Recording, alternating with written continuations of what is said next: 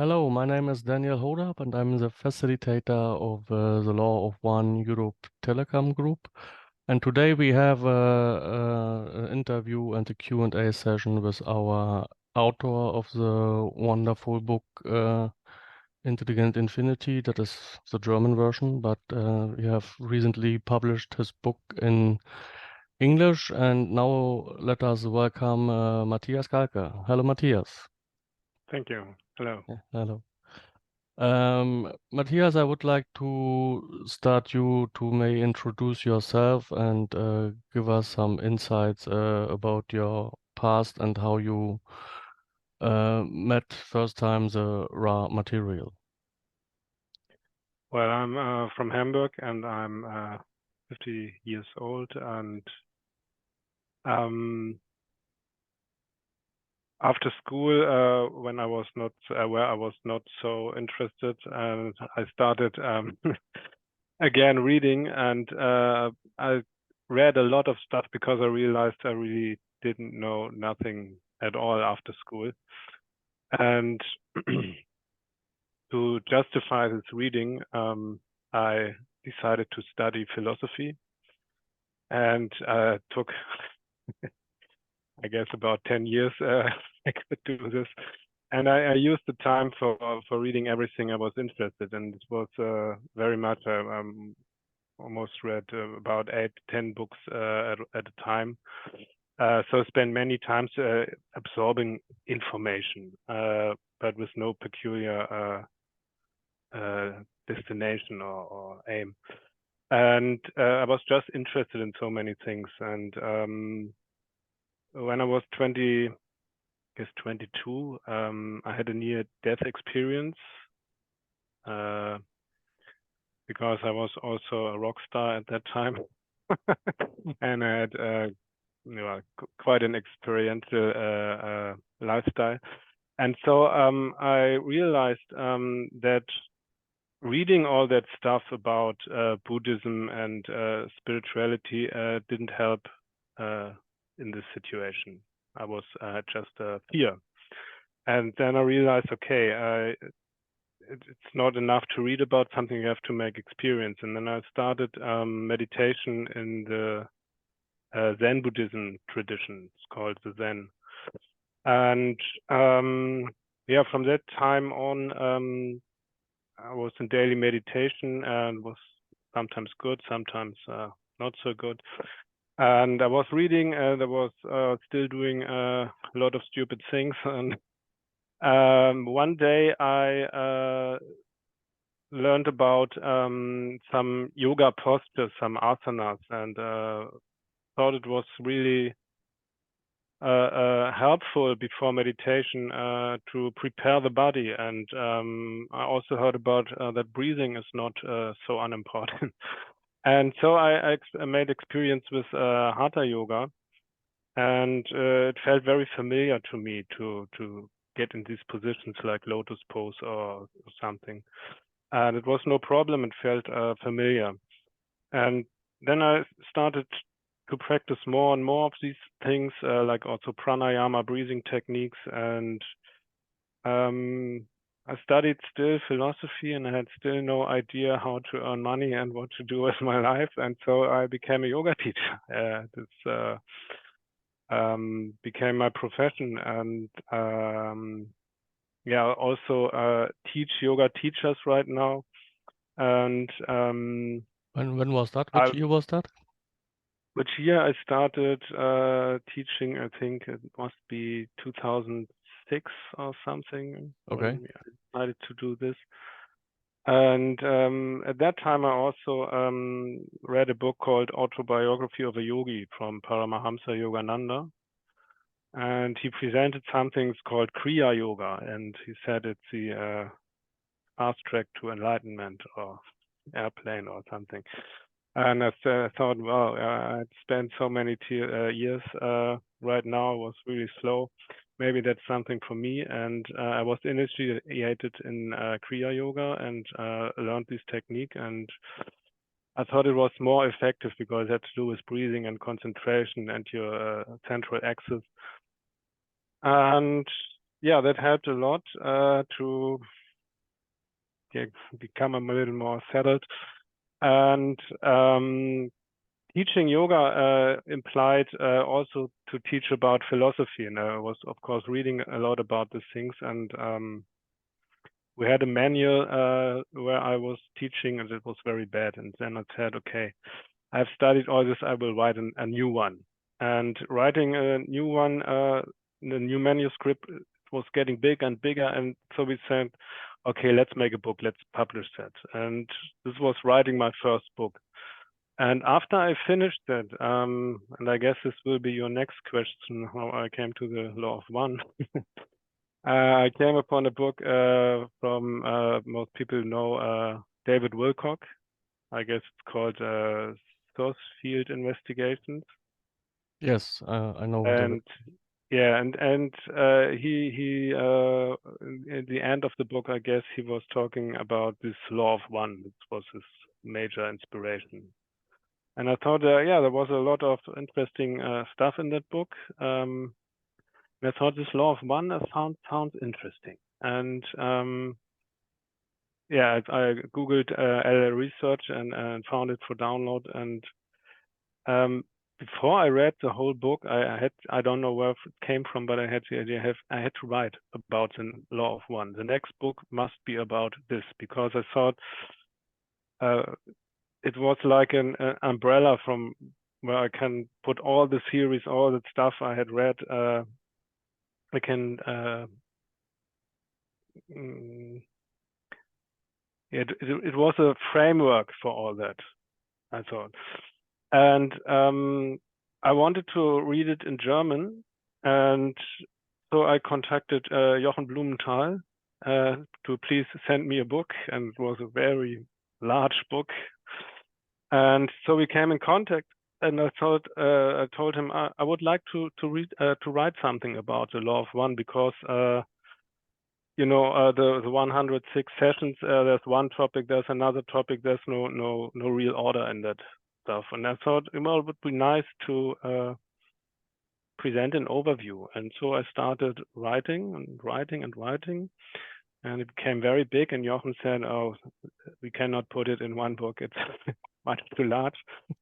And I guess this was 5 years ago or so. And then I decided, okay, I split the book in two, well, maybe three, and so it became 4 parts.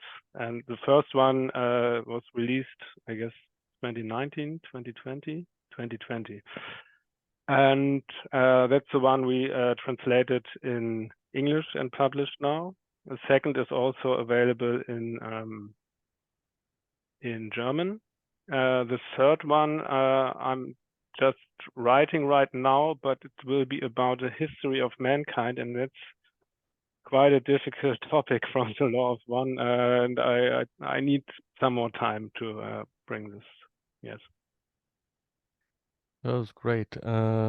Some more people join us in the meanwhile. So we have today the author of Matthias Galke here with us in the interview for the book Intelligent Infinity and the consciousness, the evolution of consciousness. Sorry, I have to translate it. I have the German book here. If anybody have some questions for Matthias, just raise your hand or write your question in the chat so we can ask one after the other. So thank you very much, Matthias. And I wanted to ask you also about something, because I read the book as well. So for me, it was very heavy stuff, because it was sometimes a very scientific. Yes. Yes, and because I was not so familiar with quantum physics before.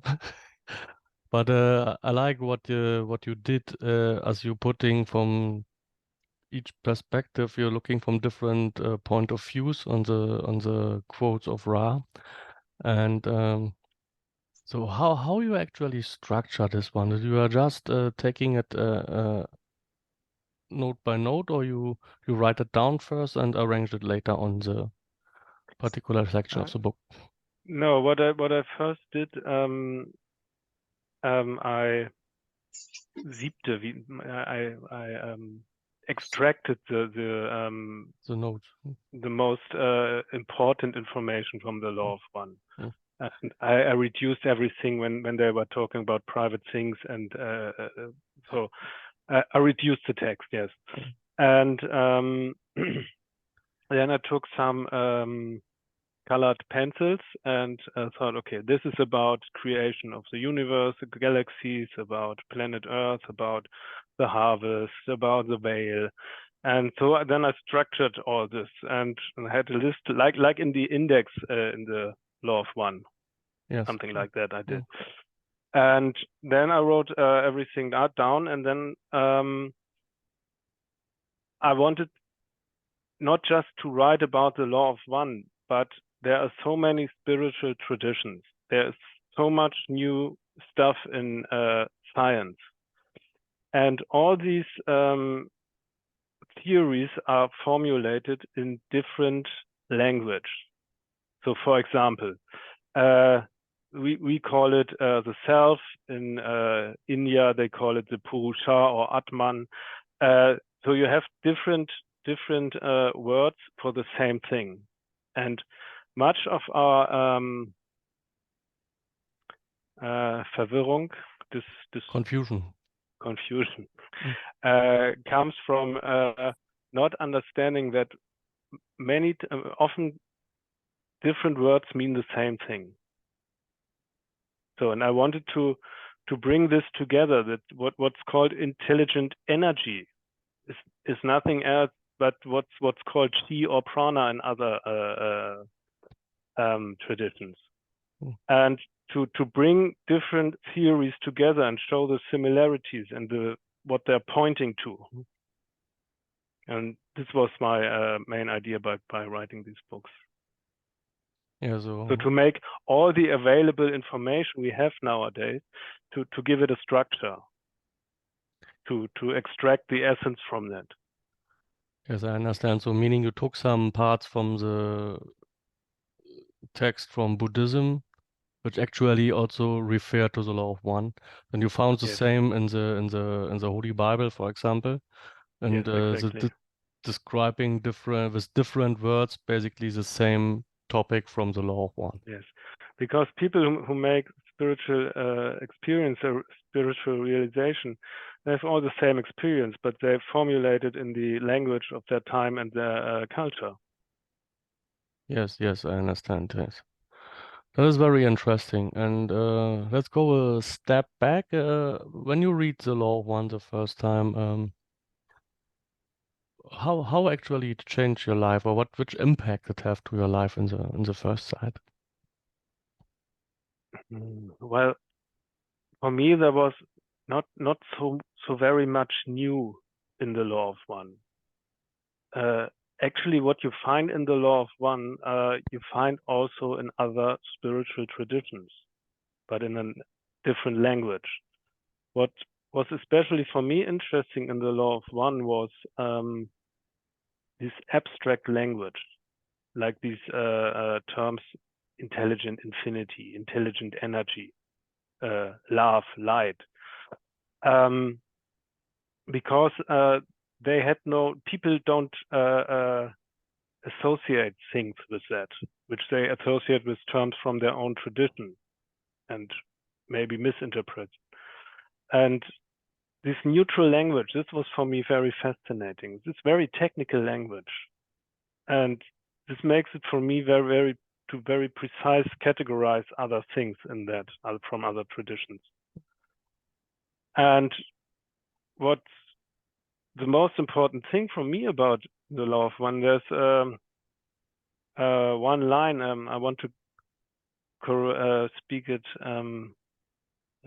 correct. It's in session 10, number 14. This is the most important. I'm searching it right now, but I guess you will know it. I guess it's in English. Gaze within a mirror, see the creator. So this is the most important thing, that you realize that you and everything else is just the infinite creator. There's just one consciousness, and we're all part or an expression of this consciousness. And if you take a look at the world, and this was why I studied philosophy, because if you look at the world, you think 21st century and it's still kindergarten. What's going on with people? Why do we behave like that?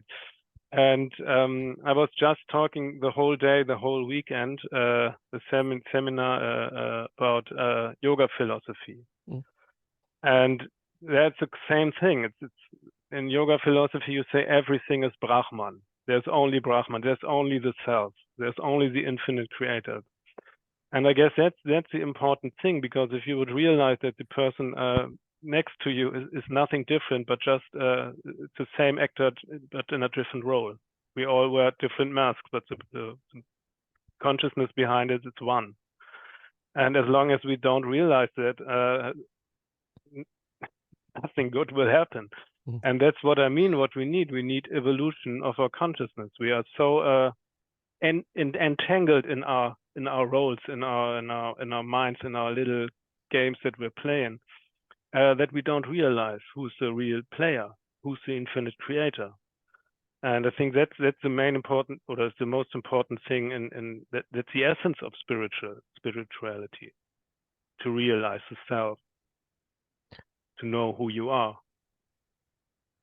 Yes, it was. I have just recently a similar experience because I just read a book. I wanted actually to change my reading stuff at least once in a while. I don't want to read a spiritual book, so I read some sci-fi stuff. So, but it turns out what I found inside was also part of the law of one. Okay. By the end of these three books, it was like that everything came together to one, and then go to the next circle. And I was just laughing about myself. So you read now three books and ending up reading or understanding again the part of the law of one.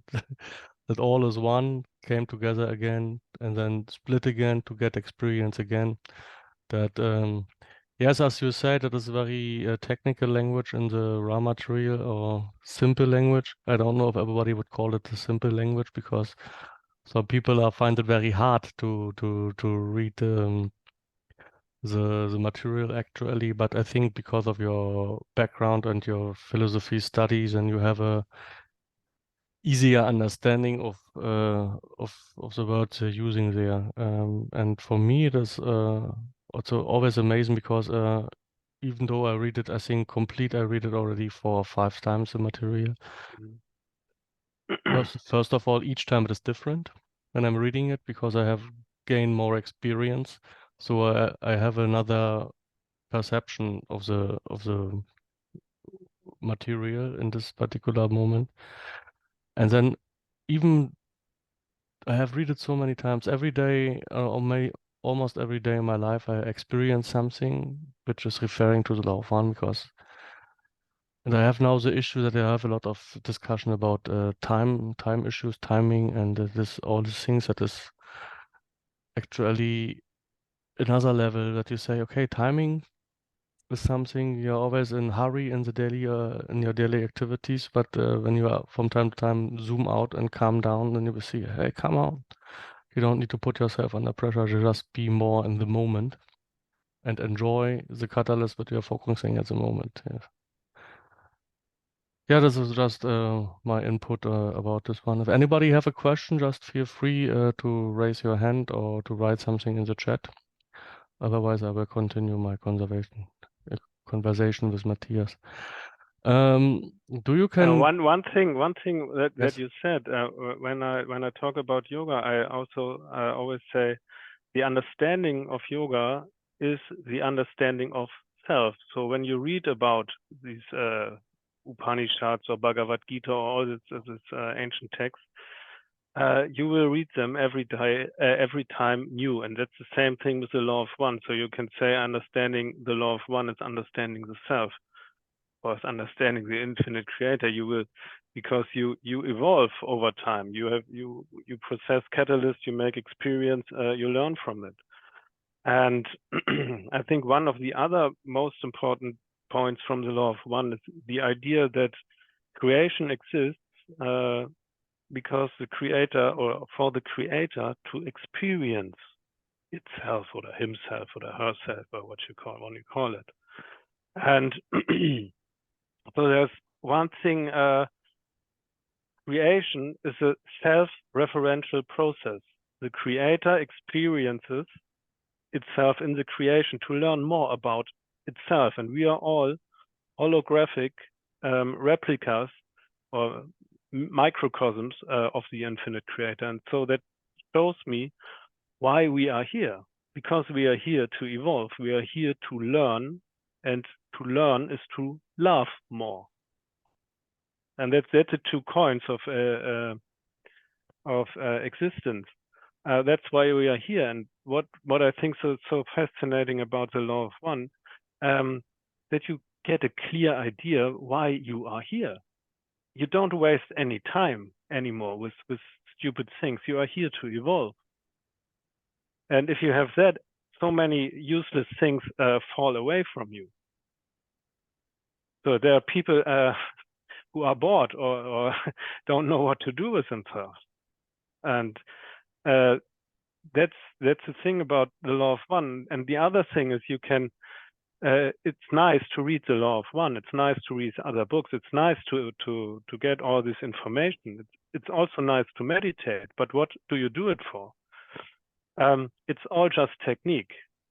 I say in yoga, if you want to make progress in yoga, it's not that you can bend both feet behind your neck. It's not that you can hold your breath for 24 hours or meditate 1 year. It's that you become more nice to the person next to you. That's what we're here for. So all this information, also meditation are just tools. And that's important. What you said, that you live more in the moment, that you are more aware about what you are doing in this moment right now. And so I think the law of one is a wonderful to show the way, Direction. signpost. Yeah. So. Yeah, but I guess that's why Carla also named her books "Living the Law of One." So it's nice to read the law of one, to teach the law of one, but it's about living the law of one. And it all starts to be more conscious in each moment, in my opinion. Yeah. To the moment contains love. It's love. It just is another quote, huh? Yes, yeah. Yes. And one of my favorite quotes is also, I want to hear also your opinion about that one, or your how do you see that one? It is always what Ra repeats several times in this he called know yourself, accept yourself, and become the creator. Yes. So that is a very great tool for myself. But as I think it is a lifetime exercise. It is nothing what you just yes, do. Of course. Would you like to expand on that? Yes, I think it has to do with responsibility. I guess they're talking also about law of responsibility. This means the more you become aware, the more you become conscious, the less you become unconscious. And maybe you remember in the book, I guess in chapter 2, I had a graphic from an iceberg. And it symbolizes 90% of our mind stuff is unconscious. Mm-hmm. And just 10% is conscious. And what is unconscious, you cannot control. It controls you. Mm-hmm. And then you say, oh, I'm just like that. I can't do any, I'm just like that. So am I. And the more you become conscious, the more you take responsibility for what's going on in your mind. And you begin to cultivate positive thoughts, and you don't linger in negative thought spirals like most people do. So most of your inner monologue is repetition, the same thoughts you think every day. And most of them are not very, very positive or helps you to evolve, but keeps you even more entangled. And I guess that's what he means by accept the self. So we all have what's it called? Things we're not so proud of. So in our subconscious, in our past, we all did things we don't like about ourselves. But that's part of the learning process, I guess. So, and you have to accept also that, and that from this point you start to evolve. I mean, when I think about what I did when I was 20 years old, and a horror. So, but that's part of the learning. And this means to accept and then to become the creator, because when you are not conscious, when you are unaware, when you live mainly from subconscious programs, you are not a creator. Carl Gustav Jung once said, as long as the conscious, the subconscious or unconscious has not become conscious, we call it fate. And it directs our lives. And if we become conscious, we become conscious creators, and that's become the creator. So that, but it needs to be more conscious, more aware about what's going on inside your mind. Yeah, that's great. Yeah, if anybody have any related question to the raw material or to the raw material, you can also ask. I think we have a good person here with Matthias to give us his own perception of that one. Yeah, do you by yourself have any favorite quote from the raw material, or which is very special? Yeah. My favorite quote is gaze within the mirror, see the creator.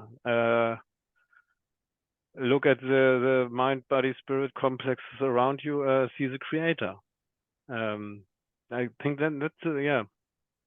that's I think because when you gaze in the mirror and see the creator, you know you have something to do. You have to create. We all create, but most of the time we create subconscious, unconscious.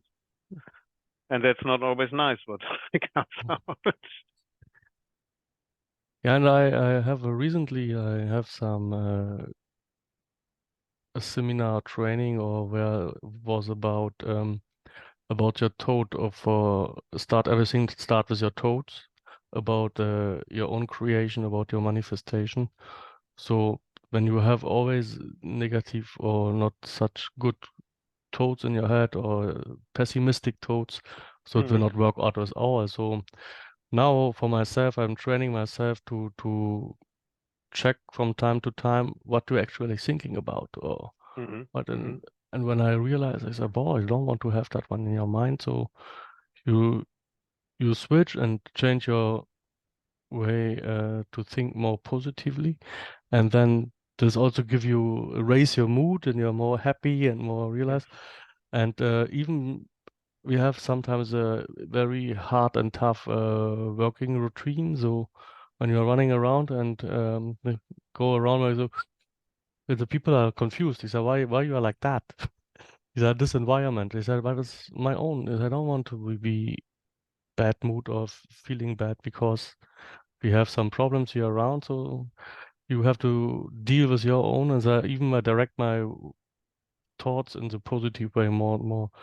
But it's a very small steps in the daily routine what I'm doing.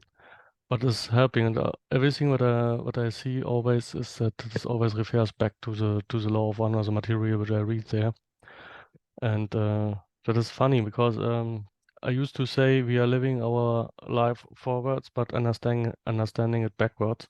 That is what you just say. When I talk, even when I think about my early 20s, I say, "Wow, what the fuck is this?" Today, unbelievable. So, but this time it was just like that, and this one is also. This is in some areas of training is called it also shadow work, that you have to accept also this not so what you say you're not so proud of that you're some of them in the past, but this also part of you, and you have to accept it and to come further and don't have to regret all the things which are not so good. Yeah. Yeah. But that's the most important thing. What's in all the Confederation text. You need daily meditation. So not just to become calm and take a break from life, but to realize what is going on in your mind, because you cannot change anything you are not aware of. And what you said, to cultivate a positive mindset and not to linger in negative thought spirals. To reach that ability, you have to daily meditate. It's nearly impossible to control your mind if you do not meditate. You have no control because you're mainly unconscious or subconscious. And yeah, this is the main practice. Reading all these things is fine, but you have to get every time you have to get in a blank state mind to get totally clear, so you can program positive thoughts. And when you meditate on a regular basis, you will not have so many thoughts like most people have. And every thought is a structure, a manifestation of intelligent energy. So every thought is energy. You how you say it? Man spart Energie. You save energy. Yeah, you save energy. Sorry, I was talking all the day long. And you save energy by not thinking so much stuff you already know in and out, because so much is repetition, and all this needs energy. All this drains you from energy. Too much thinking, and so much more easy to get positive thoughts and stay on them if your mind is not so whirling all the time. Do you have any advices for people which are not coming so fast in silence by the meditation? Is there always the thoughts are running around? Yes, very easy. The easiest thing, because all this subconscious stuff is in relation with your autonomic nervous system. And you cannot einwirken, influence your autonomic nervous system, but by one thing, by your breathing. And breathing is the most important thing in life. Without breath, nothing is possible. And you must understand one thing: the inhalation will come your whole life. You can be sure. If it does not come anymore, you are dead. But what people do not do, and why people are so upset and in turmoil all the time, is because they do not exhale. And if you just take your time and exhale completely, to let go with every exhalation complete, and understand inhalation comes by itself. You do not have to inhale. It comes by itself. And you slow down your breathing rate, your mind becomes more silent, or not so fluctuated anymore. The fluctuations of your mind rotate with the speed of your breathing rate. And if you breathe 15 to 18 times in a minute, you don't have to wonder that you're stressed out. But if you calm down your breath, if you just have to take 6 breaths in a minute, or maybe 4, or you can slow down to 1 breath in a minute. If you just take 1 breath, 60 seconds, there's no thinking. The mind is still. So the state of meditation, of real meditation, takes place within, the breathing is almost no longer there. The breathing is so subtle, so less. And that's why they call, breath control is mind control. If you can control your breath, you can control your mind. That's one very easy thing. And the other thing that is also very easy, when you want to meditate, first calm down your breathing by complete exhalations, and just start to listen. Start to listen without commentary. Just listen. That's another very fine idea to calm the mind. Okay, thank you very much for the tips. I think we have now one question from Lynn. Then do you like unmute your microphone and ask your question by yourself? Yeah, I just sorry. just say, Matthias, you mentioned about the meditation. You meditation more than leads to less thinking. I just want to say, I feel that, but this is the first time I heard someone to say that, because sometimes I was in that state, or quite often, then sometimes I come to shock, say, hey, the last few minutes, you haven't thinking, you haven't thought anything, like I was in a vacuum state, you know what I mean? Or I'm lazy. Sometimes I give my own excuse, I'm lazy to think. Or so, but now you said the word, because nobody said to me or write in the word, say, okay, you meditate a lot or come to the silence. So even reach to the effect that in the maybe daily life, you think much less, right? Yes. Okay, now you say that, okay, that is because sometimes am I lazy to thinking? I don't, and about the brace, this is so very wise. Thank you for that. If you brace so more longer, and this is a driving how you think. Your monkey mind will come down. Yes. So thinking is a great tool, huh? But it's not nice to work the tool all the time working. Yeah, and the gate is really the brace. The brace is the gate. For me, my experience was that is a bracing. I learned when I 17 in China, learned a method, but still today I still use the same stuff. No other one. It's just the bracing first 5 minutes control. The second 5 minutes just exhale, very tender, very subtle, long. The third 5 minutes or whatever, there is no breathing could be felt. It's just like no breathing anymore. So this is I just want to share, and also thank you for that heads up about meditation leads to less thinking. Good point. Thank you. Yes, thank you. And I think that's very important in everyday life. Soften your breathing. Don't but make a soft breath. Exhale completely, let go, and just let the inhalation come. Don't think you have to. So, and this will keep the mind a little more calm. Yes. And so my advice to pupils is you don't have to spend so much time. You don't need to meditate for hours. But maybe you have 5 minutes in the morning and sit down comfortable and just focus on your breathing, maybe 12 breaths. Exhale completely, let go. Inhale. So you create a pattern. Your body-mind complex remembers the day.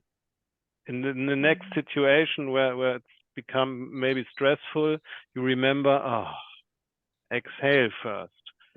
So, and then you are not so reactive. You are more the creator and not just a robot repeating the same patterns like every time. Yeah. I learned in our gathering in Prague back in this July.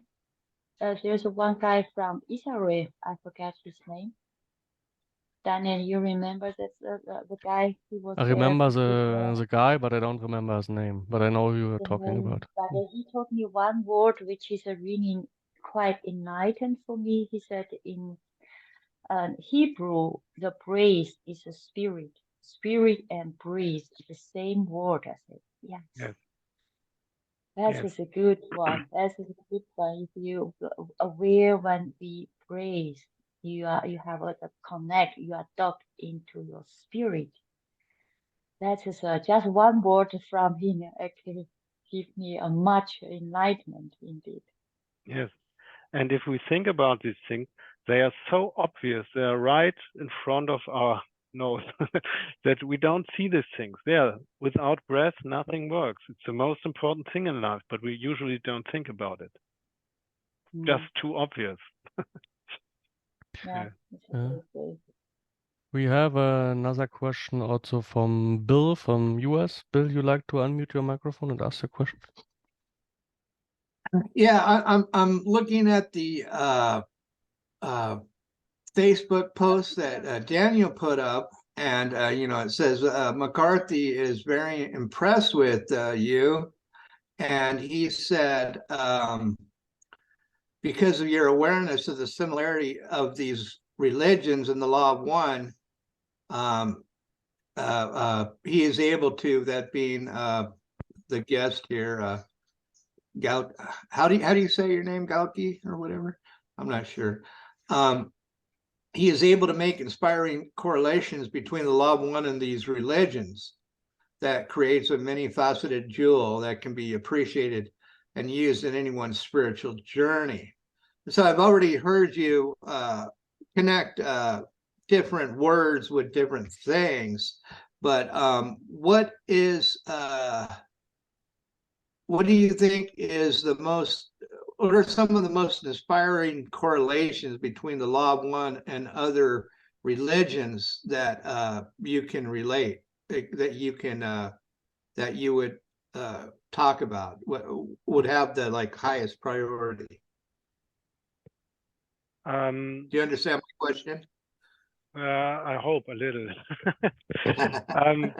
I think there's one quote in the Law of One where Ra speaks about that the Law of One was given maybe 9,000 years or something when they last visited, and it was used by the priests, and they distorted it. And Don also asks about how much of the Law of One is in the New Testament and in the Old Testament. And that's what I mean. This Law of One was once given, and it was, yes, distorted, misinterpreted, misused for political reasons. Knowledge is power, of course. And there are fragments. There are fragments from the Law of One in all kind of different traditions, be it in the Vedic tradition from India, be it in the Hebraic, in the Kabbalah, or in the Sufis from Islam, or in Hermetic tradition. And there are all these little things like that Jesus said, that the Buddha said. And it's all different formulations of the Law of One. When Jesus in the Bible says, or me and the Father are one.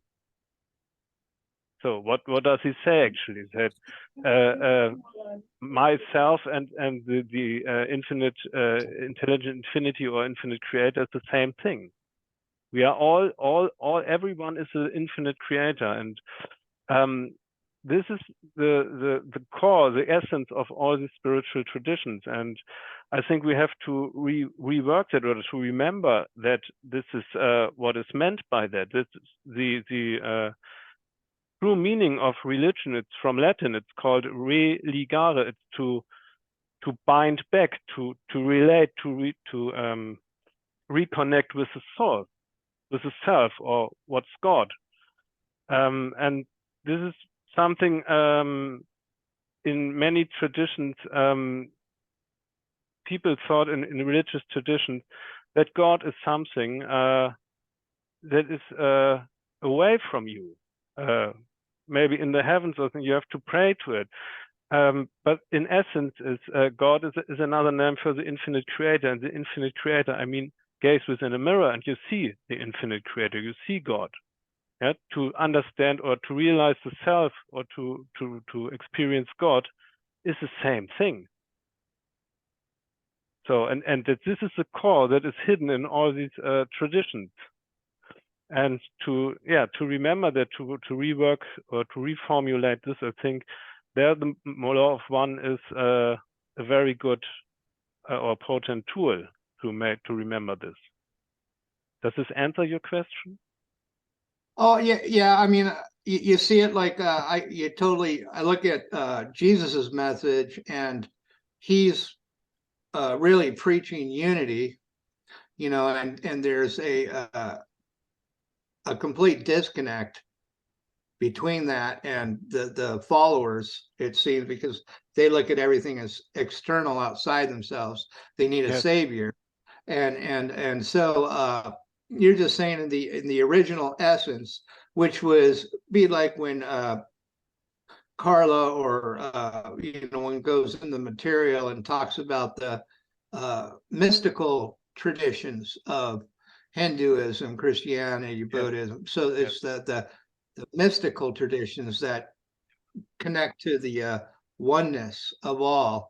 And I guess a lot of quotes of the Buddha and like Islam and the Vedas or whatever, because I'm not familiar with those, but about everything being one and all is one. And so that's what you're an expert at, is connecting those quotes or those philosophies of these religions or customs. Yeah. Thank you. Thank you.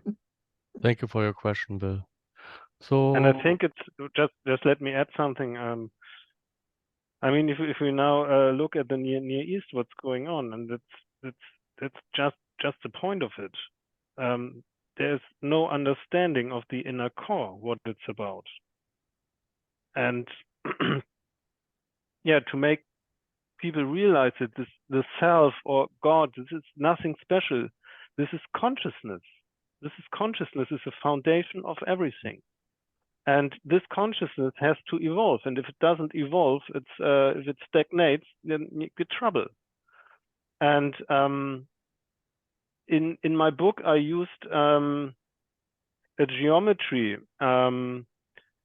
because creation is based on geometry. And when we look at the principle of self-reference, I said the creator creates, or the creation is for the creator to experience itself. This creation, the geometry is of self-reference. It's a torus. It's a sphere with an opening there and an opening there, and it gets in. The creator creates. It gets outside. He makes experiences, and he thinks about these experiences and creates new experiences. The creator learns about himself within creation, and that's the fundamental geometry in all Größenordnung. basically on all levels. Basically on all levels. Yeah. If we look at our energy field, we have a central axis and we have a field around it. We look at the Earth, we have an Earth magnetic field. If you look at the galaxy, you just see the disk, but if you look a little closer, you see also the torus. And even, I guess, when we realize what an atom really is, it will look this way. And yeah, that's the foundation that we are here to evolve. And if we stagnate and stop this process, or work against this process, we get in trouble. And to remember this is what we are here to evolve and to understand what we are and what the other persons are. And then you cannot throw rockets on other people. It doesn't work. If you realize who you are, if you realize who you are, you realize who are the other, and then this is not possible. So, and this is the hope for humanity in the 21st century. If we want to survive, we have to get that. And if we don't do it, well, the experiment is over. And we start a new one someday. Yeah, Ra would call that the sinkhole of indifference. Yes. If we don't get out of it, we get in trouble. Yes. And this means, by the way, responsibility. And this is something that everybody has to do for itself, because our institutions don't encourage us to evolve, because it's not in the interest of those who create the institution. And this is something everybody has to do for itself. It's a decision you have to make. Nobody else can do it. And I also, when I teach yoga, I was talking this day, it's about 300 million people who practice yoga. Well, if they would understand what yoga really is, to realize the self, to see everything as the infinite creator, then we had maybe a little other different world. And yeah, that's the chance that we have all this information right now, and we can spread it, and maybe more and more people will resonate with that and take responsibility for themselves. Hey, can you elaborate on making the connection between yoga and getting to know the self and the infinite creator, perhaps? Yeah, of course. There's a very famous text. It's called the Yoga Sutra, and it's from a guy, or actually he's half man, half snake. He's called Patanjali, and he gives a definition of yoga. And the definition of yoga is, wait, I will read it for you in English. It's called yoga is the cessation, the stopping of the fluctuations of the mind. Because when the mind becomes still, the seer, the perceiver, the one who feels, the one who thinks, the one who perceives, the true self is realized. Only then, if the mind is in motion, your point of view is always distorted.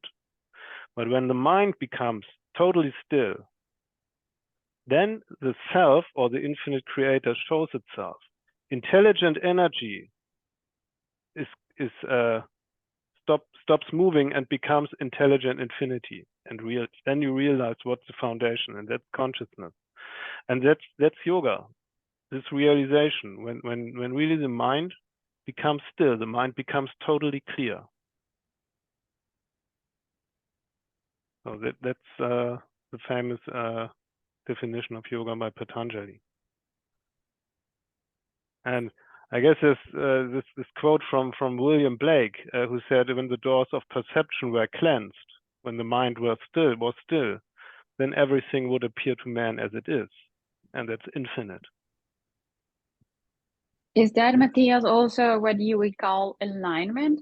Because somehow it's like, it's also in the books from the Law of One, the Material of Ra, that actually the mind can stay calm, at least not in this dimension, in this yeah, moment we are living right now on the earth, because we are we are materia, and what I understand actually was that when the mind starts to be totally calm, like absolute and calm, is because you get enlightenment.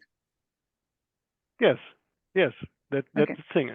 Yes, because well, I like to explain it that way. We don't have to reach for enlightenment, because that's our very nature, enlightenment.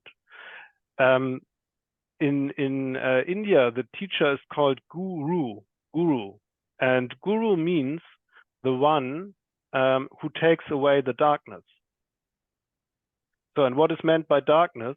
It's all the mind stuff that's standing in the light.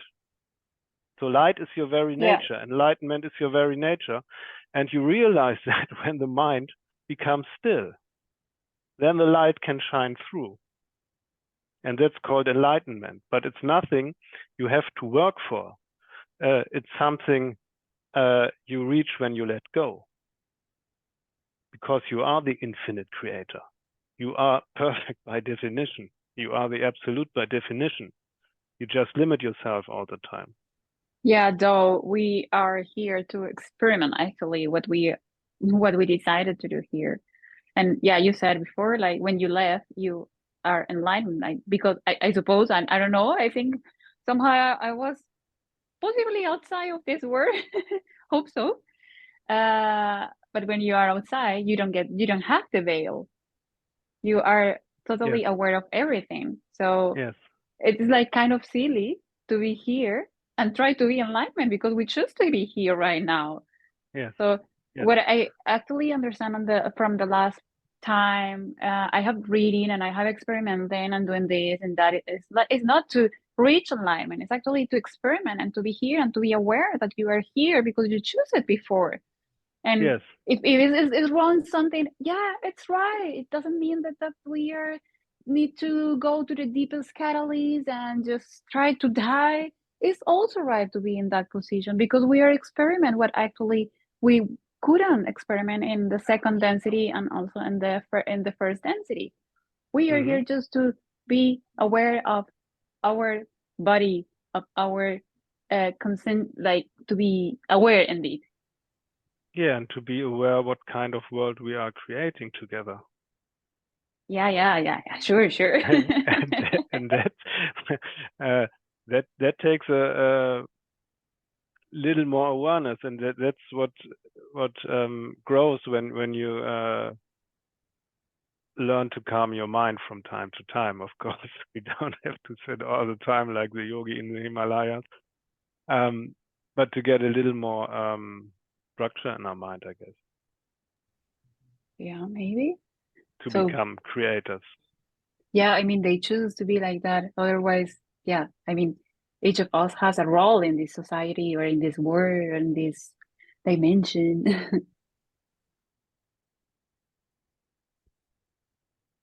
Thank you very much for your answers and for your questions from the people.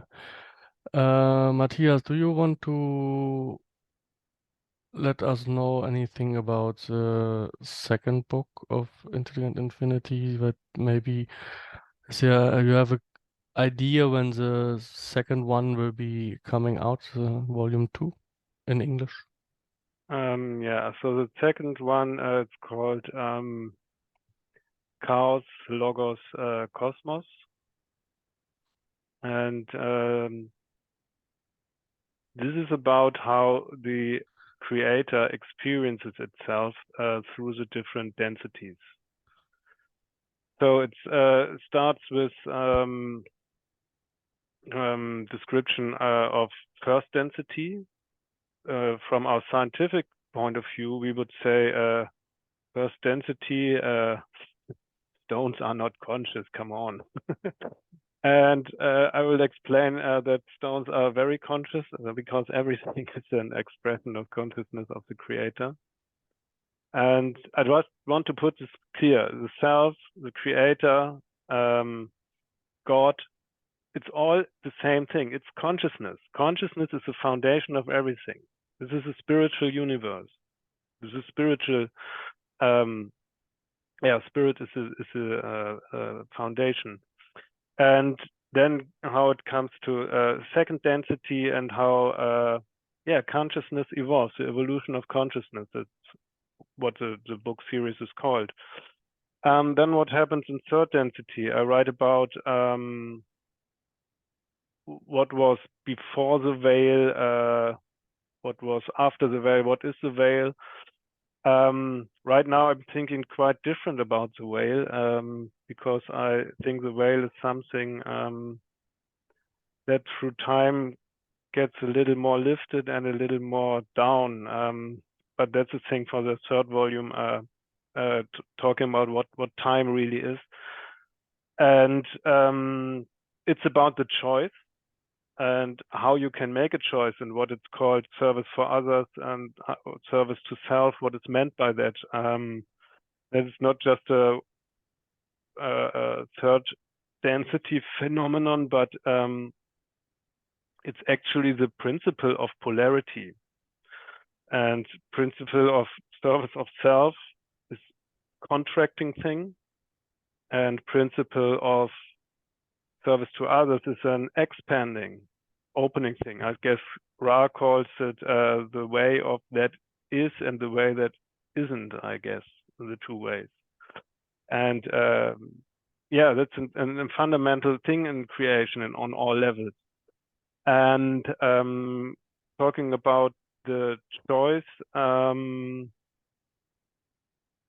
it's a discussion about the different bodies we all possess and how they get activated, about the rays that get activated by that, what's called chakras in other traditions.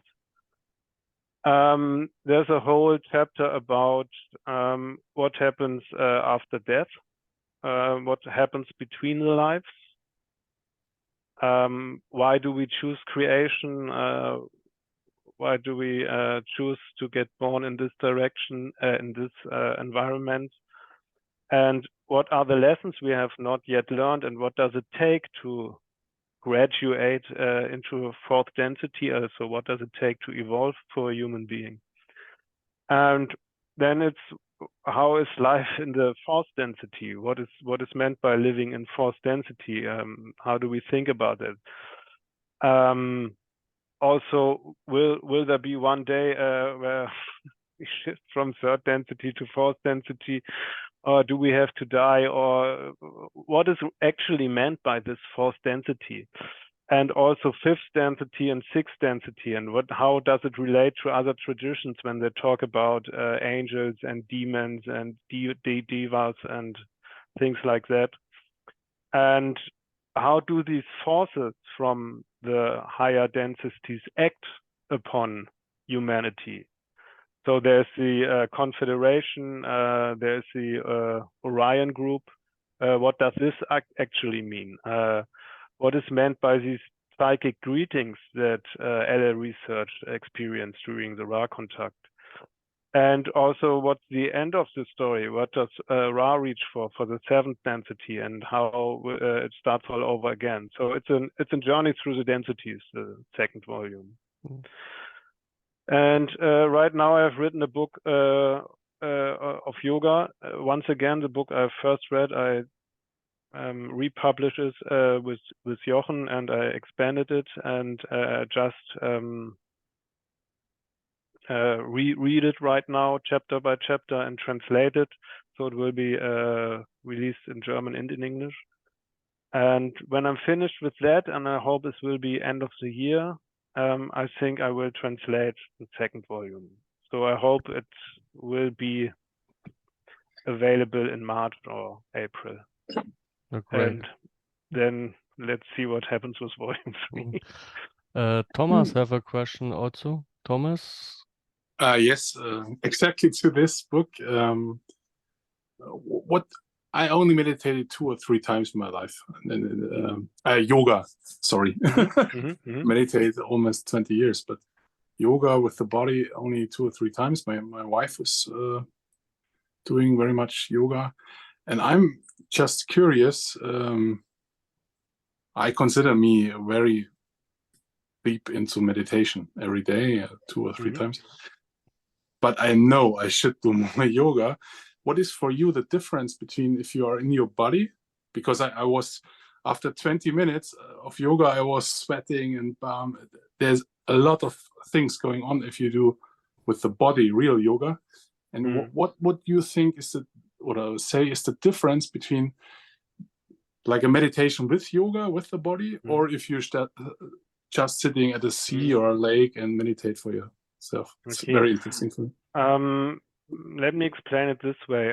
Ra talks about a red ray body, orange ray body, yellow ray body. So different layers of our spirit, body, mind, body, spirit complex, right? And so it's also an Indian tradition. They call it koshas. It's like seeds, something to put inside. So, and the idea in traditional yoga is that you first bring the body or make the body calm. So you have no distortions in your physical body. And that's why you do asanas. And I know most people who practice asanas, well, it's kind of gymnastics, and then maybe it's also fitness. And I don't say that's bad, but that's not the real purpose of yoga. The real purpose of asana praxis is to give you a body that you almost don't feel, that is so light and everything works fine. You have perfect health. That's what asana practice is for, nothing else. So, and of course, all negative emotions or experience, also positive, every experience is not somewhere in the brain. It's in the whole field. It's also in the body. So we have mainly in this area around the hips, there's many trauma hidden, sticks in. And to practice asana is to release all this tension, not just from your body, but because it's interconnected also from your mind. And when you do this practice, it's not just about taking some postures, but you have to control your breathing. You have to breathe soft and regularly and slow. Most people forget this. I'm happy when they can stand in the position, but that's just the first part. Then you have to breathe, and then you use your body and your breath to focus the mind on it. So, and my experience is just when I really, it can be really simple. Yeah, maybe you can join us tomorrow at 6. We do some practice online. It's really simple. It's just to stimulate your spinal nerves a little and to stretch it so your central nervous system works better. Some breathing techniques. It helps to come into meditation. It makes it more light. You can also sit longer, and it's a good preparation. So for some people, it's also enough just to practice asanas and breathing. For me personally, I just do a little stretching before I take some breathings, and then I get into meditation. That's the most important thing about yoga. But this is very, very helpful prerequisites for meditation. And really, it does not have to be hard, and it does not have to be complicated. It's just to make you feel more comfortable. That's the purpose. Thank you, Matthias, for your answer. Thomas, did you answer your question? Perfect. This is my. I have all the issues with smoking and alcohol and no discipline, so it's very interesting the way of life Matthias did the last 10 years. There's one saying from a famous yoga teacher. He said, he comes from India, he said, practice and all is coming.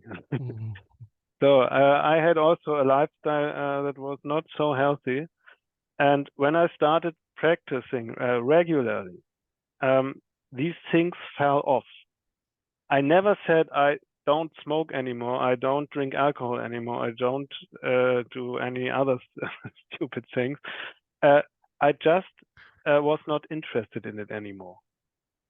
Because you feel it's different when you have a body that is perfectly healthy, and I don't get a flu or anything like that, because I can control my energy. Then you don't want to do these things. I sometimes I drink a glass of wine or so, and I like the taste, but I think next day, oh no, it just does not feel good. Yes, So things fall away. Just a side note, I one time recognized David Wilcock, where the people in the audio, as the people who watched him, that they have pain and are unhealthy. And David Wilcock told us, oh, I totally forgot there are people who have pain, because he lives so healthy and everything. That was interesting. And for me, it's all the time issues with health, because I have to learn discipline. Yeah, but you are the creator. You can create the body you like. That's a free will. And but what you said, it concerns many people, of course, and that you want to do things, but you don't have the discipline. And I think that's what makes us creator, that we can really use our free will, but we have to, so to speak, free the free will by overcoming these obstacles we are used to repeat every day, like a not so healthy lifestyle. And so what helped me to overcome this was that I said to myself, okay, Matthias, you have to change this. You take every day amount of time and you practice. And if you don't do it this day, you do next day twice. And when you do this for some months, it becomes a habit. And then you don't have to think of it. So I practice every day 1.5 hours yoga for me, every day. And more than 10 years. And I had a time when I was very, very sick. I had burnout and it was I didn't want anymore. Then I told myself I had to do practice 4 hours every day. And when I didn't do just did 3, I did 5 the next day. And so I had to wake up very early sometimes because I also had to work, of course. And but this gives you a foundation. It strengthens your will. And after a little time, it becomes a habit. So nowadays, I don't do yoga because I have to, but I want to because it feels so good. And that's easy from a certain point on. Wow, So maybe you want to join us tomorrow. Thank you very much. I even put the homepage of Matthias in the chat. And there is one more question from Tatiana, sorry. Tatiana, would you like to unmute your microphone? I have a new name today. The first one, related to this topic, if may I ask that? Because I also practice yoga before, different types of yoga, and maybe you can start. Sorry, I couldn't read the name. The person who was asking for it, and maybe Matthias, you can also make that clear. I found actually hatha yoga, no, yin yoga, super easy to do for those like we are kind of beginners in yoga, and we think like we need to sweat till the end and feel our body and the pain because that's how it works, and if you don't have pain you don't gain something. So I tried this yin yoga, and it's like really kind of a lot of anapanas and a lot of like really slow movements, and that one, at least in my experience, work a lot. And I think that is like, you know, you have discipline, as you said before, Matthias. And something that I also read on the books and in different cultures and in different ethnicities, like religions and that stuff, we as humans have a period of 40 days.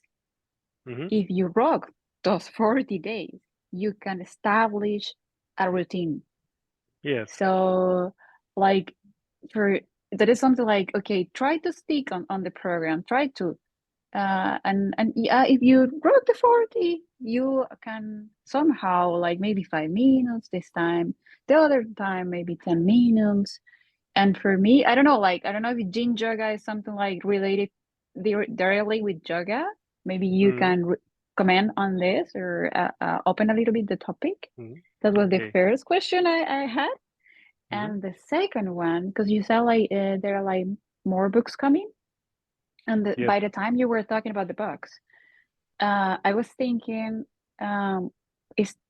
are those books based in like kind of a disclosure of the material raw, or are those books based in different materials and also your own experiences?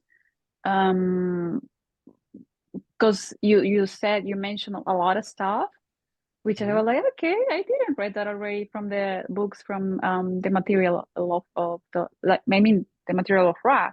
I read it from that different channeling and different stuff, like, because it's not everything in one. It's not a source everything, you know. Like you get different information from different sources.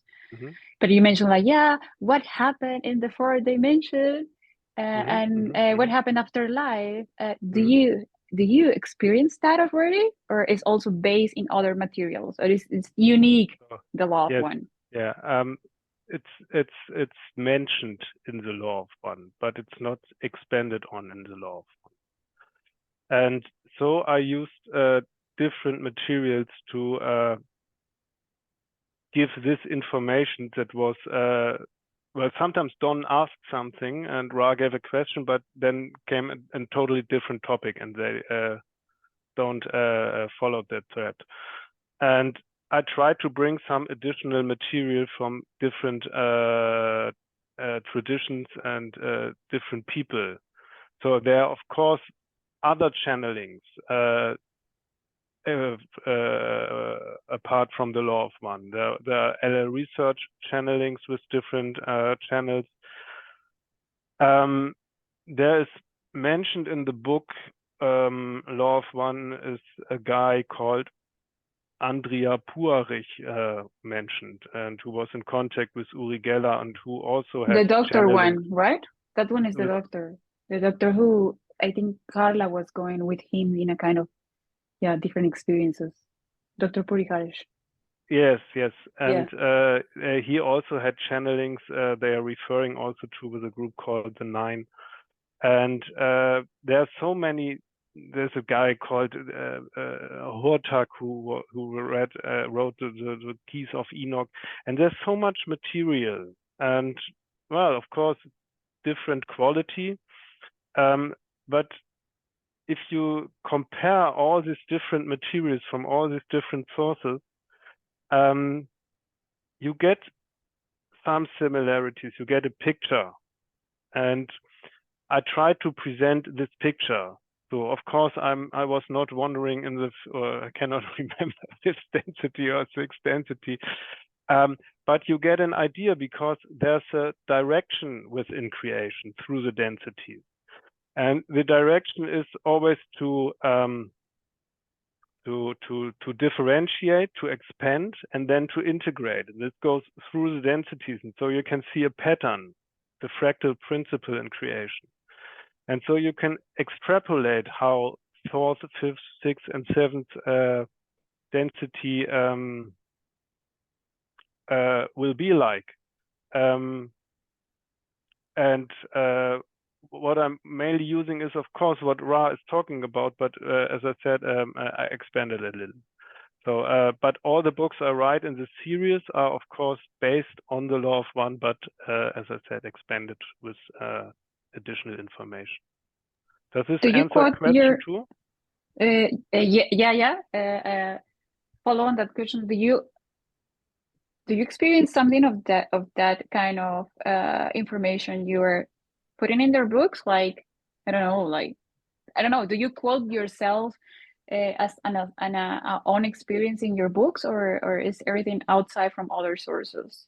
Everything I write in the books is from different sources, but of course, well, I go to sleep every night, and every night I'm dreaming and visiting different dimensions, and of course you can learn to keep your awareness during these experiences. And yes, of course, I had some experiences that were to me pretty profound, that changed the course of my life. And of course, when you write in your interpretations of this stuff, that's of course biased or shaped by your own experience. But I'm not quoting anything about something special I have experienced in the books. No. Okay, thank you. That was the finish for the second question. The second question I got. Yeah, thank you so much. Okay, and about yoga, I thought you were a little confused about the different directions in yoga. No, confused, because I tried. I think the first one I tried was normal yoga, like plain yoga. And then I started with Hatha yoga, which was hell. Like literally, I was like, what I'm doing here? I'm going to die. And I was very active. And then I get into the yin yoga, and I'm totally in love. Like I found like something like I would say, okay, I can try this for a very long period. Could you put a link in the chat room? I don't understand the link. Lin yoga? Lin? Jin. Like Jin Jan? The Jin Yang? Yes. Yin Yang. Yes. Okay. Thank you. Yes, it's something that's very soft. Yin is a receptive principle, not so young, not so hard, and you have to endure. Sorry, because Thomas, I couldn't say your name, but I was actually referring to you because I experienced with yoga. So I was like, okay, yeah, I'm exactly like him. I was sweating. I was like, oh my God, no, this position, and then you need to do the Perfect. warrior, and then the dog, and then this, and I was Yeah. like, no, I don't want. And then I tried yin yoga. I was like kind of skeptical at the beginning because it was like very soft, and I was like, are we doing here exercises that's actually like sit with one leg strength? And I was like, is that really yin yoga? And at the end I was like totally relaxed. So the question actually indeed was, Matthias, did you have something to do, or did you also practice yin yoga, or do you think, or you maybe could tell us like everything is the same and you just go to soft to high? Okay. Let me put it this way. So what is yoga all about? Yoga is about realization of the self. And all the various meditation techniques, breathing techniques, and asana posture techniques are just tools. And when you ask me what kind of physical practice I do, I teach dynamic yoga. So my courses, when the class, it's called power yoga. So it's quite physical, and I work in fitness studios with the people who come to shape their bodies, to become fit, and I use this platform, this situation, to make them a little more curious about what could be also with yoga. What could you also experience about? So the spiritual aspect. And when I do very much sports, I don't have to do power yoga at home also. And I prefer for myself also something that goes more in the direction of yin yoga. Actually, I also teach one yin yoga course. It depends. It's from time to time. When I think I have to move a little, I do more power yoga. When I want to come down, I practice more yin yoga style. So, and also, I mean, I'm 50 years and I have something here and something there. I ask my body, what do you want? What do you need? So, because asana practice is to create a body that has perfect health. So it's tools. Asanas are tools. And I use the tools my body needs. And this can be quite different from, or can differ from day to day. May I ask you, do you know Iyengar yoga? Yes. My wife is practicing, and I experienced it very tough. They're very strict, and it was nothing for me. Yes. So all this physical yoga is called hatha yoga, and hatha yoga can mean sun and moon yoga, but it can also mean with force, yoga with force. And it's if you practice the really fortgeschritten, advanced hatha yoga techniques, it's really hard. So you hold your breath until your body's trembling, and some yogis make their tongue as long as that because they cut it. It's really heavy stuff. You manipulate your nervous system. You manipulate your chemistry. And you can do this in different ways. You can do it the hard way, but you can also do it the soft way. And it's about choosing what is perfect for you. There's no perfect yoga style. So you have to find your own way by looking at things. You say, okay, this hatha yoga was hell. It's nothing for me. Yeah, you have to prefer yin yoga. Okay, that's nice for me. But what do you want by it? You want a body that is perfect health, and you want a mind you can control. And you want a mind that's calm, that's peaceful, that is clear. And you choose the tools that will help you to reach this goal. And I also say yoga is like a buffet at a restaurant. So I offer you this and this and this, and you take what's nice to you, and what you don't like, let it down. That's just tools. Does this answer the question? Yeah. Sorry, I think it was for Thomas, but yeah, that was true. Like actually, that it was like the hatha yoga was so hard. so ordinary, like literally extravagant hard. Yeah. I was like, And my it God, always but people do depends on that. the teacher. It always depends on the teacher. But if you Yeah, sure. put unnecessary force on your body or your mind, I don't think it's a very good idea.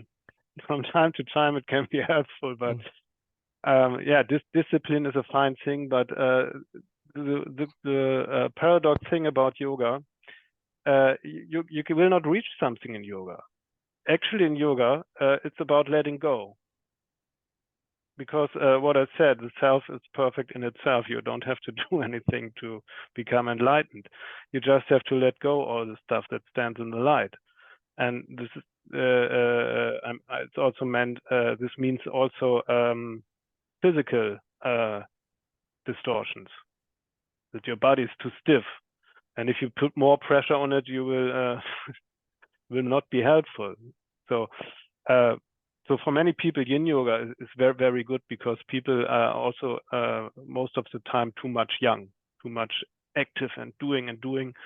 So I think yin yoga is a very good thing for most people because many people go to yoga and stress themselves even more by trying to hold these postures they cannot hold. Yeah.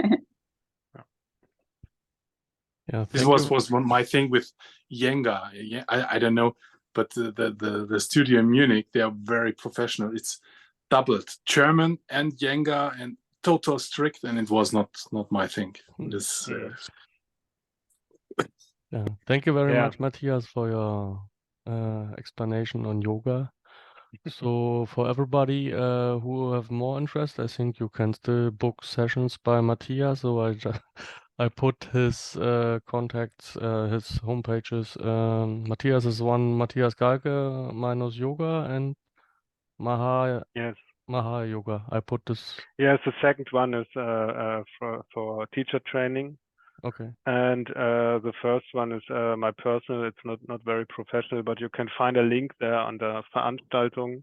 There's also a Zoom link, and now in the winter time, I give classes every Monday from 6 p.m. to 7 p.m. Where we will do a little asana, very, very soft, not much. But then we experience breathing. And I will also do a meditation that's also based, you can relate it to the law of one with a different race. And maybe we make contact with intelligent infinity in the end. That will be amazing closing word, Matthias. Anything you want to add before we are closing? We are rounding up now. Matthias, you want to add something? So me? Oh, yeah. No, actually, I don't have any question. Okay. Yeah, you have to know Matthias was already giving a seminar this weekend. I was talking the whole weekend. I'm very grateful that he make it today. I wanna just add one thing, just for the people who don't know Matthias. For me, the most experienced or most unbelievable thing was at Mount Untersberg, the holy mount between Germany and Austria. And we did, I don't know if you know the Law of One series. We did 21 videos. And everything you see about Jim, Gary, Trisha, Matthias was holding the microphone, and it was for me unbelievable.